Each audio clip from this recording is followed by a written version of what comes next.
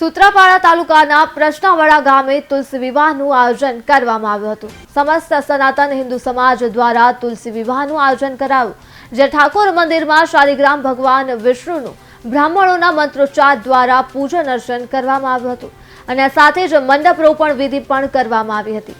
ત્યારબાદ શોભાયાત્રાનું આયોજન કરવામાં આવ્યું, જેમાં મોટી સંખ્યામાં લોકો જોડાયા હતા। અમારા પ્રશ્નાવાડા ગામમાં સર્વ હિન્દુ સમાજ દ્વારા તુલસી વિવાહનું આયોજન કરવામાં આવેલું છે, જે અંતર્ગત આજનો બીજો દિવસ છે અને આજના તુલસી વિવાહના દિવસે અત્યારે ઠાકોરજીને લઈને જઈ રહ્યા છે શોભાયાત્રા સ્વરૂપે। ત્યારબાદ મંડપ મુહૂર્તની વિધિ રાખેલી છે। મંડપ મુહૂર્ત બાદ આજે સાંજે 4 વાગે સમસ્ત ગામમાં શોભાયાત્રાના રૂપમાં ઠાકોરજીને સમગ્ર ગામમાં ફરશે। ત્યારબાદ સાંજના ટપ્પા કીર્તનનો પ્રોગ્રામ છે।